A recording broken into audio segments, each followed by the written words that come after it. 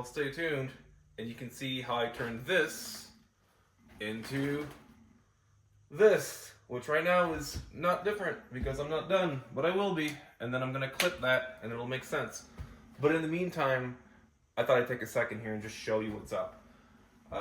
There's kind of a lot going on here, and I think it's interesting to know how it all works. I wish somebody would explain it to me, so I'm going to explain it to you. Basically, let's just talk about the layout first of all. So this is going to be a shower. This is going to be a shower. This is going to be a soaking tub. And then this whole area here is going to be kind of a wet room. So basically that means that it's all going to be, under one shower pan, if you will. And then the way that I'm designing this space is as I'm just trying to maximize, this relatively small space. It's a small house. This is a 680 square foot house. So I feel like it's going to be cool. Excuse me. I feel like it's going to be cool to have, what I think is kind of like luxury features: 2 showers, a soaking tub. And then over here is going to be vanity light, mirror, vanity, sink.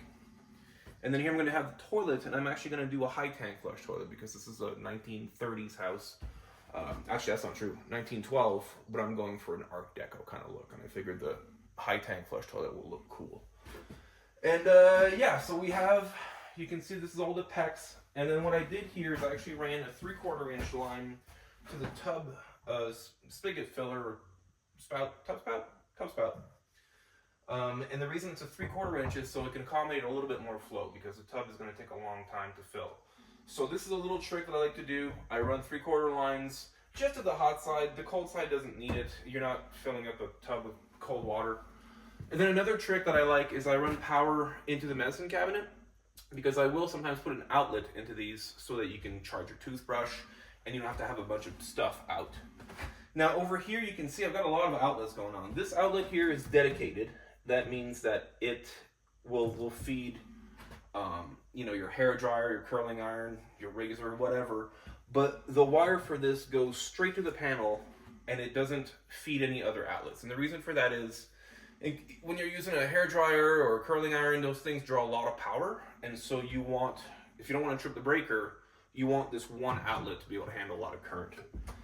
And then these other outlets that I have along here are actually going to be switched outlet. That means when you come in, I'm going to, hit a switch, and then these outlets are going to turn on.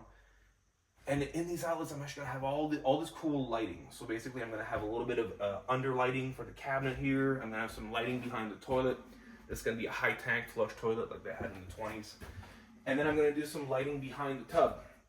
So that's why I have all these outlets that are going to be switched. And lighting is really important. So here we're going to have multiple sources of light. I'm going to have a source of light here, probably a light on the mirror.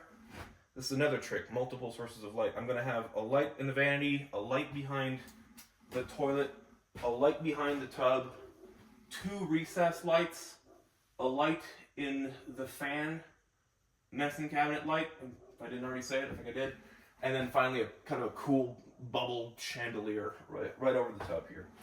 And then this is a little niche area that I'm going to be using to store shampoo, stuff like that. And that's it. Those are kind of the makings, I think, of a cool functional bathroom. So stick along with me for this ride. We're going to be doing more videos, and hopefully this is going to turn out good. I'm sure it will, and I'll make a video of the final product. So like and subscribe. I'll see you on the next one.